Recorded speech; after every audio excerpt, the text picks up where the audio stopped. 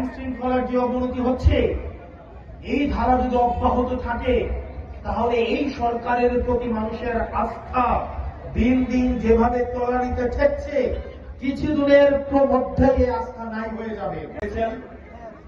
NCP কেউ করেন বা কেউ করেন না, স্কুলগামী শিক্ষার্থী এখানে অনেক আন্তর্জাতিক হয়েছেন, যারা এনসিপি হয়তো করেন না কিন্তু আমাদেরকে হয়তো দেখতে আসছেন।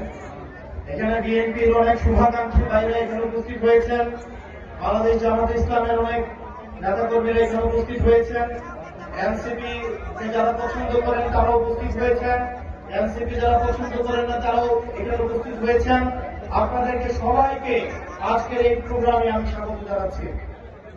প্রিয় মেঘনাবাসী, আমি যখন আজকে এখানে উপস্থিত হয়েছি আমাদের মেঘনা উপজেলায়, এটা আমাদের খুবই কাছের একটা উপজেলা।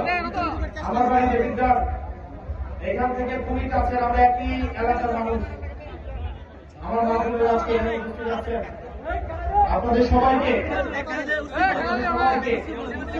আজকে একটা বিষয়, আজকে যখন আমরা এখানে উপস্থিত হয়েছি আমরা বিভিন্ন জায়গায় দেখতে পাচ্ছি যে আজকের প্রোগ্রামে অনেকেই বলছেন এই সরকারের অনেক গুণ, 3 মাসে 4 গুণ।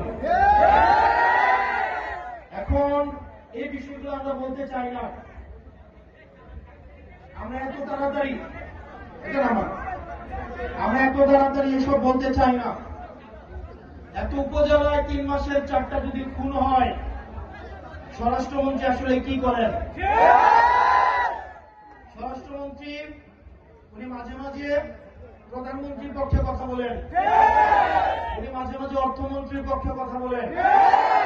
আসলে ওনার মন্ত্রণালয় নিয়ে ওনার কোনো চিন্তা নাই।